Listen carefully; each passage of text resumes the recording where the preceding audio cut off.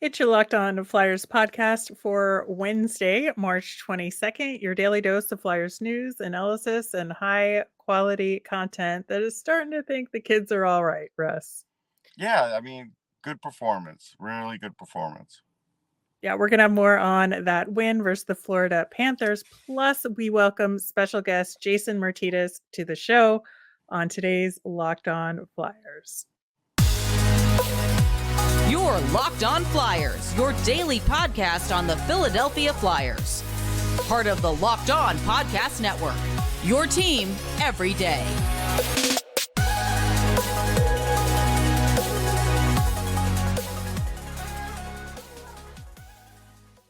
Hey there, I am Rachel Donner. You can find me on Twitter at rmiriam. I'm here, as always, with the shadowy Russ Cohen, who is on Twitter at Sportsology. Thanks for making us your first listen every day. You can follow the show on Twitter and Instagram at Locked On Flyers. That is where you'll keep up to date on all the Flyers news, our episodes, all that good stuff. You can also email the show at lockedonflyers@gmail. Today's episode is brought to you by FanDuel Sportsbook, official sportsbook of Locked On. Make every moment more. Visit fanduel.com/lockedon today to get started. Locked On Flyers is free and available anywhere you get your podcasts, and we're available on YouTube, so subscribe there as well. Just a quick programming note. Today's episode is a little longer than usual, but we had such an incredible conversation with Jason Myrtetus from Flyers Daily. We wanted to bring you the whole thing. So enjoy that, everybody.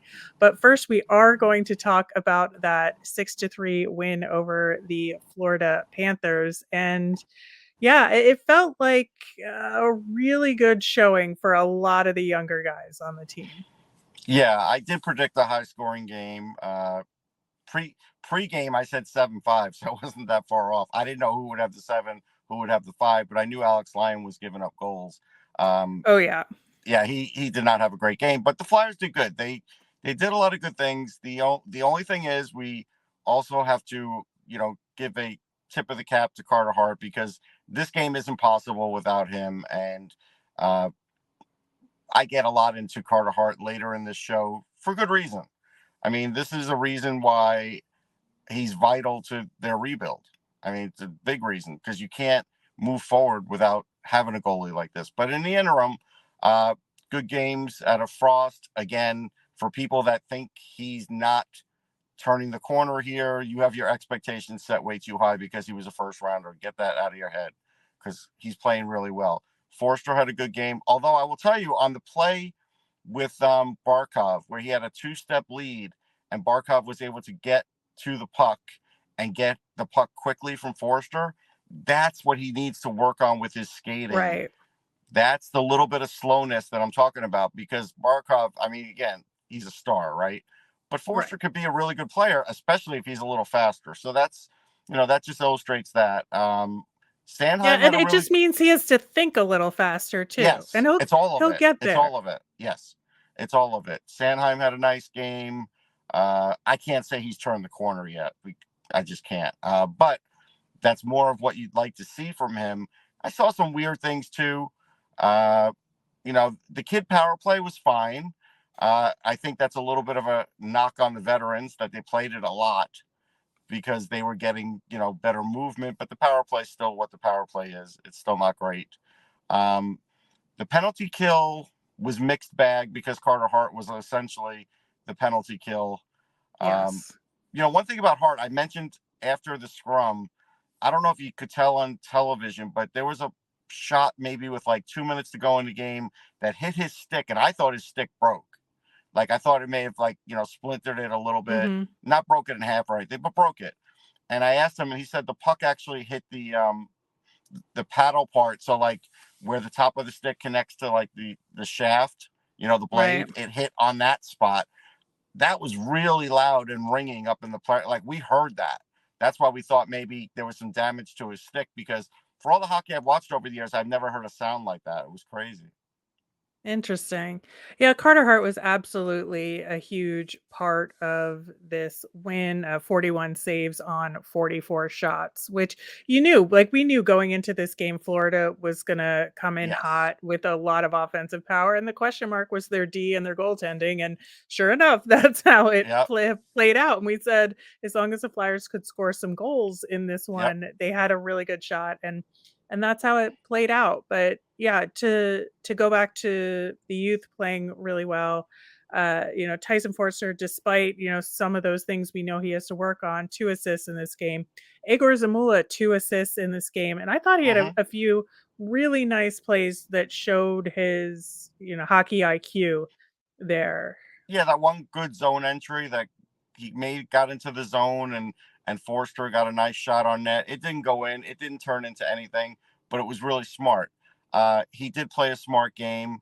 I was happy for him. He was happy after the game. That was nice. On the Florida side, Sam Reinhart thought that they were like slow to pucks. And I guess there's a little of that. I didn't notice it as much as what he was saying, but maybe there was a little of that. The Flyers offensively, like this was a really good offensive effort though, because Hmm. the defense Spread did out lapse. too. Yeah, the defense lapsed at times. Like on that third goal, everybody was low. It made no sense. How Florida, not the third goal, the second goal, because the third one was on that power play. Everybody went low, and Barkov just kind of lulled them to sleep. But still, they did a little puck watching on that. Those are things that still have to get worked out. And John was interesting after the game because he talked about the youth. He talked about Charlie asked about not stripping it down to the studs, and he goes, yeah, he thinks there's pieces here that are really good, and if we could count on those next year and create some space around them, we can backfill. And I'm going to tell you this, that is not exactly what I would do here, because you're now all of a sudden hoping that Couturier is good, Atkinson's good, and everything you see now you're hoping is going to start the same way next year. And I can tell you from watching hockey a million years, it doesn't always work that way. Never And plays especially out with the that way. Flyers, it doesn't. And so it's a nice, happy thought right now.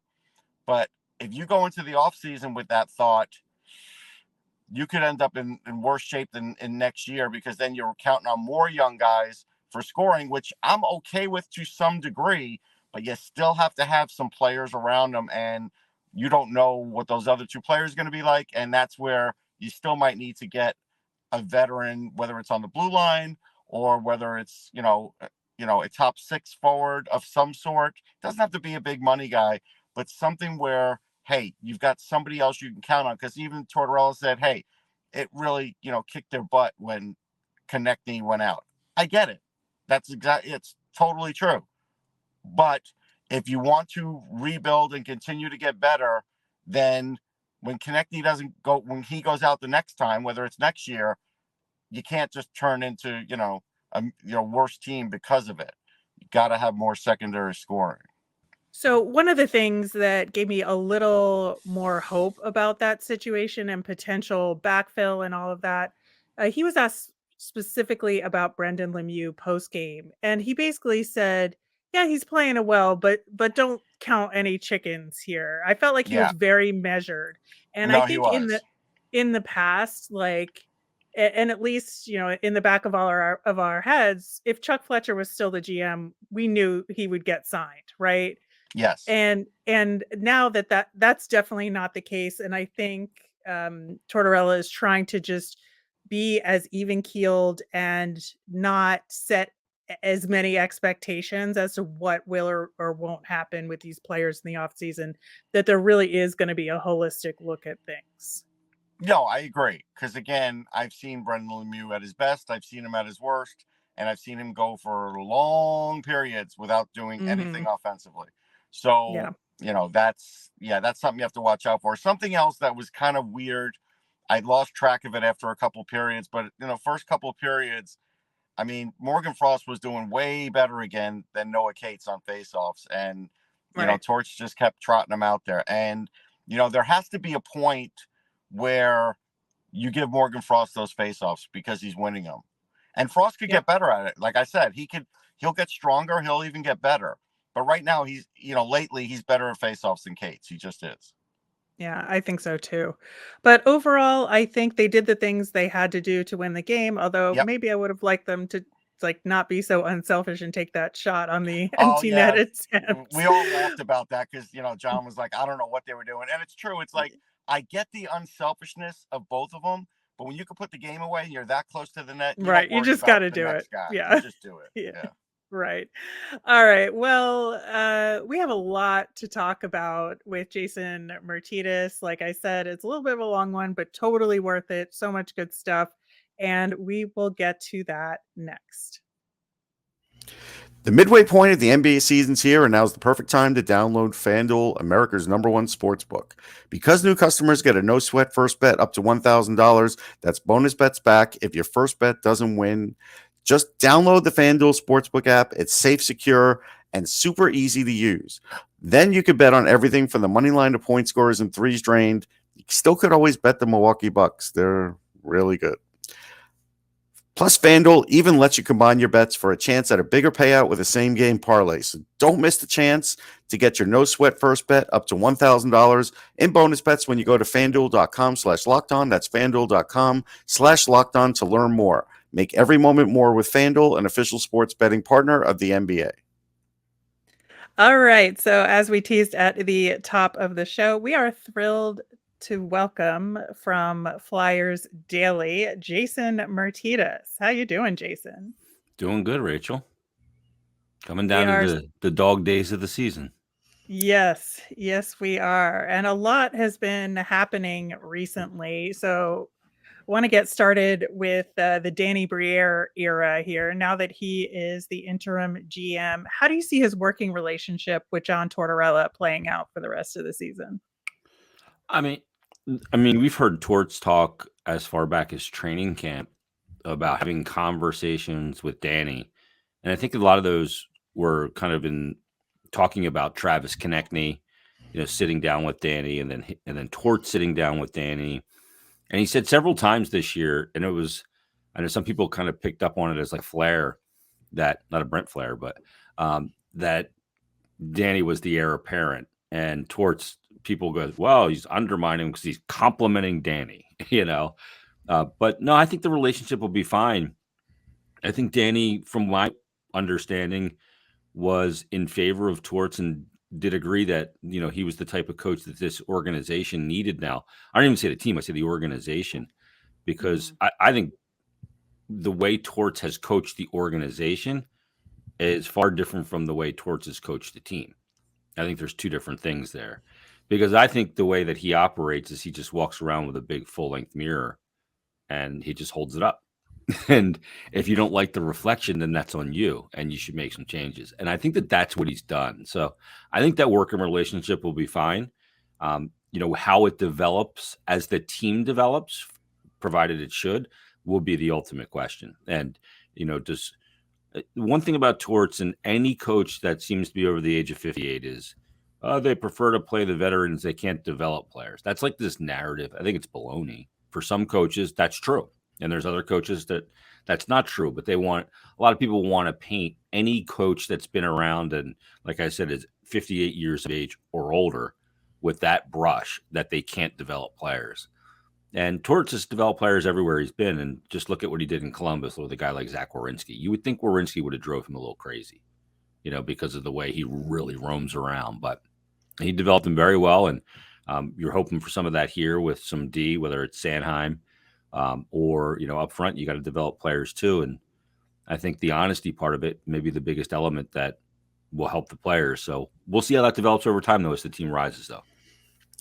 My thing with the Torts in development is he'll do fine with the elitely trained athletes, because like even Noah Cates at Minnesota Duluth, that's an elite program. But like guys that are a little bit of a project, he definitely doesn't want to see them until they're at a certain level. I think we probably all would agree on that. Yeah, I think he gets in that mindset, Russ, of he's not ready for me yet. Right. Right. I think that's exactly right. It's not wrong, Well, I mean, he's right in the sense of the way he does things. Will he be able to continue to do things that way? I don't know, because I don't know what the future holds with the Structure. cap and other things. But as far as the call-ups, we talked about this last show. It's nice when John says, hey, Lehigh's the most important thing. They've got to make the playoffs and everything. And then he's pulling out plum pieces at different times and even kind of getting it wrong as far as what the impact might be on the team down in Lehigh as far as them losing, them not having some of their best players. There's a fine line with that. And, you know, at this point, me personally, I'll just say this, me personally, with Tyson Forster, I think the time he got was great. He got his first goal. He got some assists. I don't see why he's getting any more time. I think he's more needed in Lehigh, but John does what John does. So I'm just wondering, you know, your feeling on it. Yeah, I think that Tyson will go back this week and be there for their next game on Sunday. They have a really big gap between games, and he missed a couple of games, and it did hurt them because he would have been one of their obviously one of their better players. But you know, they called up Zamula. I think a lot of us were shocked yesterday when we saw Zamula there. And then I talked to him right after practice. He said, "Yeah, I'm playing tomorrow night." And I was like, "Wow, okay, didn't know that. Who's coming out?" you know? Yeah. So yeah, I mean, and you only have 4 call-ups. And Right. Tyson was originally an emergency, but that was changed Right. when the conditions ran out. So now you only have 2. And I know they want to look at, as Torts called it, a Flyers D. I think that's Addern. Maybe it's Emil Andrea. I doubt it. No, I think it'll be Brink. They've already started to show him on social He said media. a D. Yeah, but the D will be Addern, but then I think he'll bring up Brink as his last one. Yeah. So, you know, how is that going to impact the Phantoms? Because he has said several times too that, you know, he really wants that team to go on a long, pronounced run because of the development benefit to that happening. So, okay, well, first they got to get in because they're only 2 or 4 points up, and I think who is it? Bridgeport has 4 or 2 games in hand and 4 points back. So it's not a guarantee they're going to get in. So it's a delicate balance for sure. But I mean, I think it's important for especially a guy like Forster to get some minutes because, you know this, Russ, I am a huge believer in if you get up and get a taste and then go into an offseason with the knowledge of what it tastes like, you can prepare so much better. No, I agree. Yeah, and I think Forster's a guy that to me, he looks ready for the NHL. And next year, he's going to have to knock the door down in camp. He's going to have to earn it because, like, York didn't earn it this year. No. So he's going to have to earn it in camp. And if he does that, having that taste of what it's like in the NHL, then he'll be there for the remainder of his, you know, hopefully his career. Yeah, I think so too. It's just what's going on in Lehigh right now makes me a little nervous, and I think there's some the guys risk level has not been acknowledged. I think by Tortorella and that side of things. Yeah, I mean it's getting tight in Lehigh too because some guys are struggling. Sam Anderson is struggling. Oh no, he's struggling. We talked about it. Yeah, and I like Sam, and you know how I am about goalies, right? But this whole notion after he played 6 games in the NHL, oh, you can trade Hart. You got Sam. I Anderson. know. Settle down. I know. We've been saying that too. Always make definitive statements right away. No, you know he struggled. Yeah. Ronnie Addern struggled. Brink struggling a little bit. And that's Brink's struggling a lot of it. He had a goal the other day, but he's struggling. Yeah, and Denway struggling right now too. So I mean, those are key components. What is it? Belpito's doing all the goal scoring for the most part, right? Yeah, I mean, and Garrett Wilson. Garrett Wilson had a hat trick and a loss. The thing about Belpito is this. Even if you have him as a Phantom next year, he's never playing on your big roster. So it's like at some point, it would be nice to see Addard on the top pairing. And maybe that's going to happen now with Zamula up, but it should have happened weeks and maybe even months ago. But you keep Belpito up there. And it's like, I get playing those AHL regulars, those guys, but at some point you have to let the young guys get those opportunities and run with them. And I don't think they would lose that much. I actually think they would gain something because Belpito, like, there's some things he still can do very well at that level. And then there's other things he's like, eh. Yeah. I mean, yeah, they're trying to make the playoffs, so they're going to do whatever they can do to win. I know. And damn development for the moment. Right. Because if you get into the playoffs, that's further development. So, I think it's a delicate balance.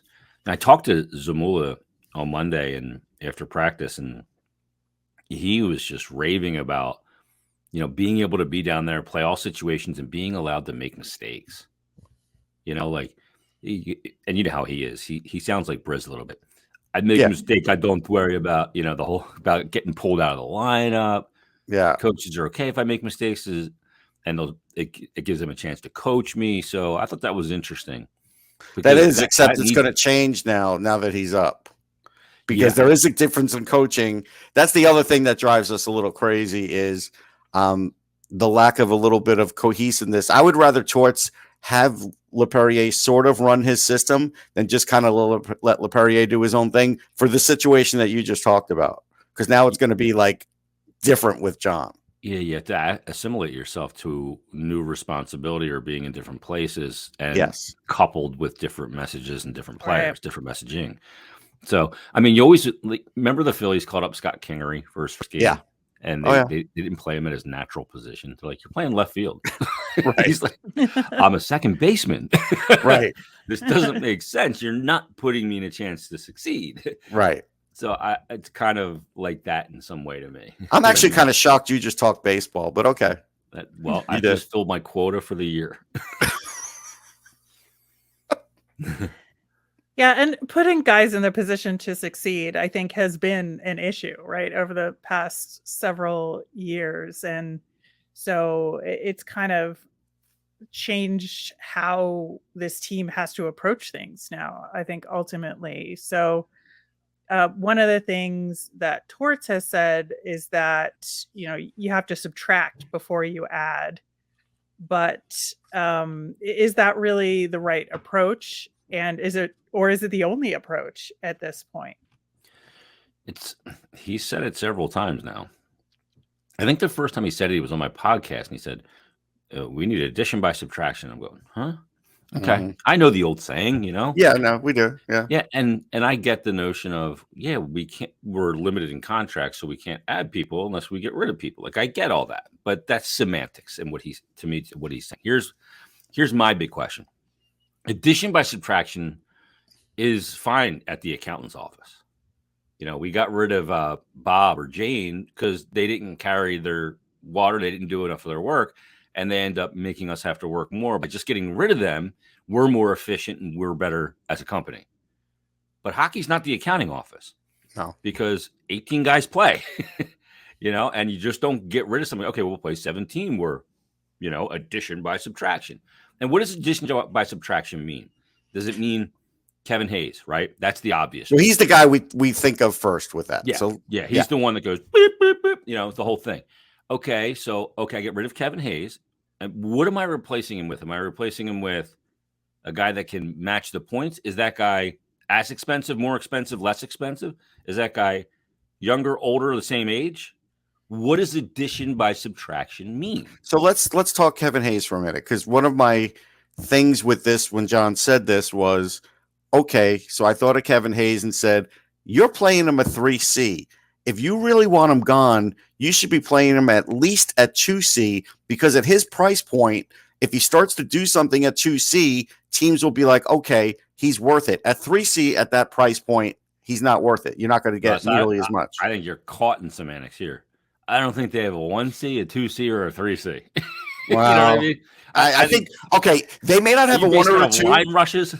Well, but hold on. They may not have a 1 or a 2, but Hayes is clearly the 3 because he doesn't take the important faceoffs. He wasn't out there the other night with 0.7 seconds to go. He's not out there in any true important situations. If you're trying to win a game, are you going to put him on the ice in a D zone? Well, I got to try and trade him, though. I do. So maybe I have to also got to protect the asset too. I can't put the asset in a position to look worse. Which look, I think they moved him into the middle, obviously, to up his trade value so that he could still play center. No question. That's what I was going to say, is that I feel like the moving him back to center was their admission that they're trying to trade him. And, they'll see what he can do there. And honestly, I think it's been helpful for him. I think that, maybe the points aren't on the board, but he seems happier on the ice, and he seems to be doing at least a few more things That's fair. To say, like, I think his, puck management has gotten a little better, and he seems more engaged in 5-on-5 play. He had a great game against Buffalo. He really did. Yeah. I thought he played decent against Carolina. He was pretty good. He was the best guy for the first 2 periods against Carolina. And the young guys then, led the way on the score sheet. But I mean, Look, those veteran players, I think that are 28 and above, when they're in this situation of playing out the string so pronounced that you know you're not going to the playoffs, I think those are guys where human nature takes over more than it does for young guys trying to prove themselves. Noah Cates is trying to prove himself still. Cam York is doing the same thing. So is Morgan Frost, so is Owen Tippett. They're trying to create, what they are as NHL players. Everybody knows what Kevin Hayes is.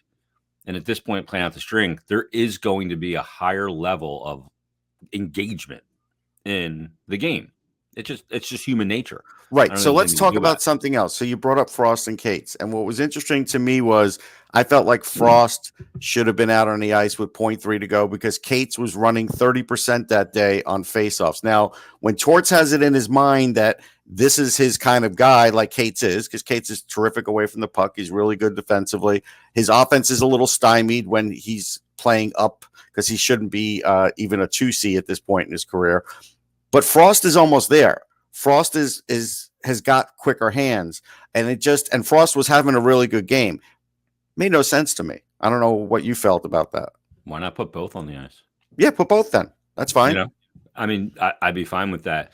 Yeah. I mean, the draws, as you see, Russ, they've been brutal. I know. For the most part this year. They've been better lately, which is amazing because on Friday's game, they won the faceoff battle.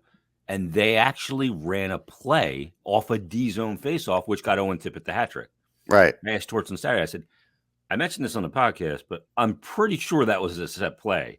He goes, oh, yeah. And Tony threw a perfect lob wedge that just died, right. That Tip skated into in the neutral zone. But as soon as I saw the play, I said to Brian Smith, I said, I think they just ran a set play off a faceoff. I haven't seen that all year. So this is where the bar is so low that if they actually do that, we're like, wow, this is unbelievable. Because they've been horrible at the face-off circle. You can't run a set play. You have to have the assumption that you have to win them first, right? Right. Yeah. You can't have a guy fly in the zone where you have no confidence you're going to win it. And as soon as that puck hit the ice, Tip was gone. And one thing we've learned about him, there's a lot we've learned this year, good, bad, and indifferent. But we've learned that kid can skate. And I'm blown away by his skating. So, in that game, Russ, I put them both on the ice. I don't have a problem with that. I'm fine with that. Yeah, because I have Frost out there then on the draw because, as you said, he does have better hands and he was having better success in the circle. Yeah, so I totally agree there. Cates is not good on faceoffs. She had never played center before this year. Now you're asking to develop that very unique skill against the best guys in the world. Not only that, but one of the top two guys on the opposition when you do it.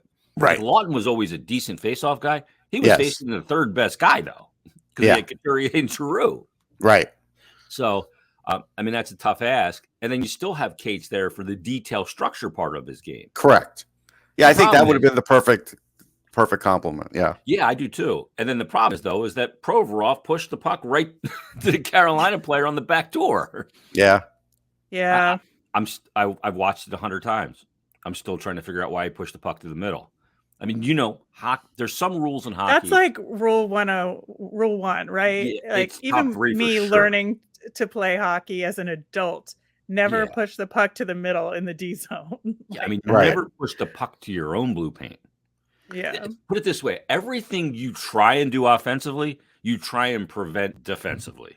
Yeah, it's just a flip of the ice. So, if in the offensive zone you want to get to the high danger chances, get to the house, the area in the middle of the ice. If you want to get in the house, and then at the other end, just think about it the other way. I need to keep them out of the house. Yeah, I think for Provorov, it was a brain fart. I do. Yeah, and I just didn't think he had a good game against Carolina. No. So, I understand why he's on the ice. He's your best defender, but I thought he just such an egregious mistake. And just like you were warning before, like that accounting office item you talked about, if you trade Provorov, who is highly tradable still, there's no question. Really agree. You have to wonder who plays the minutes, who do you put there, how much did I just lose in fast skating because my defense doesn't, to me, the defense does not skate fast enough laterally as a group. They all need to work on it, even York. And if that's the case, and he's the best conditioned athlete on the team, like there is no easy replacement for Ivan Provorov right now. That's why I wouldn't trade him. Well, yeah, there's a couple of things with that. First of all, trades in sports, when I did sports radio, we need to trade so-and-so, or we need to fire the coach. I go, well, if not him, who? Right. You know what I mean? And are you better, if not him, with who? And Right. you got to figure that out. And then there's, when you're talking about the roster, when you're not talking about a coach that are not under the restrictions of a cap, how does that element fit into the cap, both now, the next 3 years, and the next 5 years? And what do you have coming, based on that as well? So there's a lot of elements there. But Provorov has the best ability in sports.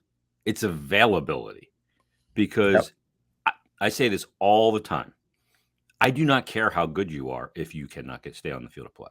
It doesn't matter. Sitting in the press box or in the training room doesn't do me any good. I think Torts feels that way too, and that's why he mentioned Wade Allison 9 times the other day. Precise. I totally agree. I mean, that's exactly. He is the converse, because you have some guys in life. It's like this with luck, and it's like this with ability to stay healthy as an athlete. There's some guys in life. It's the movie Unbreakable. There's Bruce Willis, who never gets hurt, throws his body around, no care and everything. Right. That's Ovechkin. That's Ovechkin. Yeah. And then there's other guys that are careful and are always hurt, sick, whatever, right? Same thing with people that are lucky. You have some friends, you're like, Jesus, everything goes your way. It drives you crazy, right? Right. And then you have other buddies, you're like, could anything worse happen to you this month? Right. The car got hit coming out of the Acme, everything goes wrong, right? You ran over a nail. The other guys never run over a nail on his tire. You know what I mean? Yep. So Provorov he's a polarizing guy, I think, in the room, but he is always available. And if you're going to replace, that's not an easy replacement, because he's such a well-conditioned athlete too. Like, he can play 28. He's the best conditioned athlete on the team. Still, he is not even close, right? And there's some guys that came in much better condition than ever before. I mean, I see when I get to the rink for games that start at 7, at 3:45, he's already opening up the hips. He was doing it the other day in New Jersey, in the hallway at, I want to say 2:00 for the 7:00 game, maybe 2:30. Yeah. And and that's what I expect from him. That's his routine. It works for him. I get the other things, but just, he's irreplaceable at this point, at this moment. Yeah. And unless you want to take a step backwards, and that's ultimately the biggest question I have right now. All right, we'll have more with Jason coming up next. Today's episode is brought to you by Indeed. If you don't have players on the field or the ice with the right skills, whether it's breakaway speed or playmaking ability, you're going to have a tough time winning, and the same goes for your business. Indeed is a fast, simple way to make sure you're hiring MVPs. Instead of spending hours on multiple job sites hoping to find candidates with the right skills, you need one powerful hiring partner that can help you do it all. One of the things that I love about Indeed is that it makes hiring all in one place so easy. Indeed partners with you on every step of the hiring process. You can find great talent through time-saving tools like Indeed Instant Match, assessments, and virtual interviews. With Instant Match, over 90% of employers get quality candidates as soon as they sponsor their job post. Candidates you invite to apply through Instant Match are 3 times more likely to apply to your job than candidates who only see it in search. So start hiring right now with a $75 sponsored job credit to upgrade your job post at Indeed.com/locked-on. Offer is valid through March 31st. That's Indeed.com/locked-on to claim your $75 credit before March 31st. Terms and conditions apply. Need to hire? You need Indeed. Yeah. Before they fired Chuck, I thought my whole thing was, no matter what you do this summer, what kind of changes you make, whatever addition by subtraction means, it cannot be a step backwards, because the optics of going backwards after the greatest draft since 2003 are not good, Right. No, I agree with you. Although the optics are already bad that you only have one pick in the first two rounds. First 2 rounds. And that was like the message of the entire front office, not just Chuck. We don't want to hang this just on Chuck, but the entire front office was, hey, we want to be big players in this. And it's like, yeah, you're a big player in the third round, but by the third round, it's a lot more guesswork, even in this draft. And a lot of that was self-inflicted. Yes. So that's the other part of it. You don't want to be stuck when plumb with draft picks in the year after the greatest draft. You wanted it in this draft. Right. So if you do that and you move forward, you go, okay, we made another progressive step forward. And we got another player who in a couple of years, maybe we get him up here. And we're arcing, right? We're beginning our arc of ascension. If you take a step back next year after the 3 years that just took place and this 2023 draft, then that's bad optics. But I don't know how much that changes now with Danny and obviously the admission of rebuild and all of that stuff. But rebuild, there's no clock on rebuild. Rebuild clocks can change at the drop of a dime. They can. It's going to change for some teams on May 8th, whether they get Bedard, Fantilli, or somebody else. I mean, it changed for the Rangers the minute, Adam Fox wanted to go there and Panarin wanted to go there. The rebuild was over. Ottawa. That was 18 months.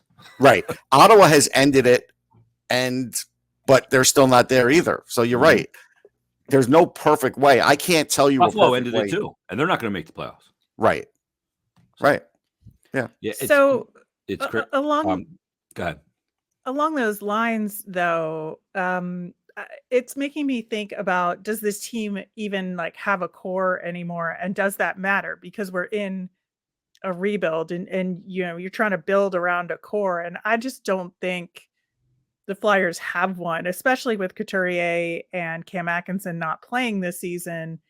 It just hasn't felt like there's anything to kind of mold the team around, and we have some, moderate veterans, and then we have some, not elite, but good prospects in there, but there's no solid group yet. And I think that's okay for right now, but I don't think that is going to be okay for very long. No, it's not. They're an avocado. They're just missing the middle pit. You know what I mean? You need that. They do have a lot of NHL pieces. Look at them at right wing. I mean, they're loaded there. They're going to have to move Tippett, I think, to the off wing if Cam Atkinson comes back healthy. But, when you look at it, they have a lot of pieces. I do think they have the beginning stages of a young core. And I think that's Cates, Tippett, probably Konechny to some extent, although he's a little older than those guys. And you don't know what his next contract will look like, if there's going to be a next contract. And then Frost is one that maybe there's still a little bit of jury out on him. Yeah, but why? He's actually got more points than Cates. He's got 33 points. Than Tippett. Yeah, I mean, why is there this hesitation on Frost, but not on Tippett? Because, Tippett obviously could have a way better shooting percentage and a lot more points, but Frost seems to be the fallback. I don't know. He's kind of the whipping boy a little bit, because they expect so much out of him. And even though Tippett was taken higher in the draft than Frost was too. Yeah. But I think, you do have to consider that Frost, 2 of his games had 8 points total. The 2 Arizona games, he had 4 points in each of them. But no, I think there's still a question there on Frost from the coaching staff, and can he be consistent enough? And I think when you look at it, Russ, no player in the Flyer system's development was more all over the place than his. And wasn't anybody's fault. True, but he's had a multitude of coaches too. Yeah, that and injuries and pandemic. And I think he got derailed almost at every turn at the wrong time. Yeah, he was looking good with Giroux, and then his shoulder injury hit. Yeah, there's no question. He was an AHL All-Star, and then the pandemic hit, and all these things seemed to knock him sideways. But it seems like now he pulled back on the stick and he's got the nose up. Yeah. And he's pointing in the right direction. So to me, I feel like I don't have to make a decision on him. The end of this year isn't, this whole notion of we're finding out who's who and what's what. Well, there's not a deadline. It's not like I have to submit. Well, on some players there is. Last year, I said I wouldn't have re-signed Wade Allison for this year because he's too injury prone. Now that, again, he's too injury prone, I probably can't re-sign him. Yeah, I think with Wade, we always talk about running backs in the NFL. You know, when they step out of bounds instead of taking the hit for the extra yard and a half. Yeah, yeah. We called it a business decision. Yeah. Wade doesn't make business decisions. No. He's just crashing all over the place. He is. And if you're going to have him on your team, you got to expect he's going to miss 20 to 25 games a year because of the way he plays with reckless abandon. Because I don't think he's going to change that. No. So, if you're okay with that and you can overcome that, then fine. The Flyers aren't in a position to overcome much right now, if anything, because of the thinness of the roster. I like him when he's healthy, but again, like I talked about with Provorov, the most important ability is availability, and his lacks. And you know it's coming. You know, he's Samuel L. Jackson, and because he plays with reckless abandon, so my unbreakable parallel. Well, I got to ask this question. We got baseball, we got football, we got a movie. Yeah, I'm not going to give you basketball. So no, that's fine. I did get asked this on air by Mick Curran, so I'm going to throw it at you because he threw it at me and he said, "Who is the one Flyer you build around? Then what are you like?" And I said, "Not here yet." Well, see, I said it's Carter Hart. If they go to him this summer and he says he still wants to be here, if it's not, then it's going to have to be one of some of the other guys you have. But I said it would be Carter Hart. Like that would be my first choice because there is no goalie in the system that could replace him. If you want to trade him now, then you are going to have the hope that in 3 years you have another goalie. And if they start going down the 2-year goalie path like the Sabres and other teams have and the Flyers used to have, that could be disastrous even when your team is good. Yeah, and the other element is I think it's hard to kind of name the goalie as the guy to build around because you just have to have good goaltending no matter what. Because I think that this is something I asked Danny about when I had him on last week. I said, what is your philosophy on goaltending in a rebuild? Mm-hmm. Because we've seen several teams, whether it was Toronto in their rebuild or still seeing it in Buffalo to some extent when they let Ullmark go. Mm-hmm. We've seen it in Phoenix. They have Vejmelka, but they were willing to let him go. Mm-hmm. All over. And my point is it's really hard to evaluate where you are in a rebuild if you don't have goaltending. Right. Because you can a good goalie can keep you, and it helps your development too as a team because it keeps you in games and allows you to play more games that mean more. Meaningless hockey doesn't develop players. I think meaningful hockey does. And having a goaltender that can keep you in games and engaged in more minutes and more actual games, I think helps development. And then you can properly measure it.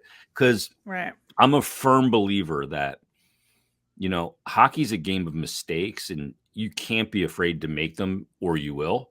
Right. And that's just the way it is. It's true. And if every time you make a mistake, you're pulling the puck out of the back of your net, you cannot play the game properly. So if you don't have a guy you have any faith in back there, you are going to be so guarded in the way you play. It's not even conscious. It's a subconscious thing for players. And they're not going to take any risk in the that's how zone. Buffalo had that 10-goal game with the Stars. Mm-hmm. They don't have anybody in net that's stopping the puck. Guys are just like, I don't know what else to do. Yeah. And every time they were pulling it out of the back of their net, and there's a lasting effect to it too. So look, Hart's got one more year and then he's still an RFA.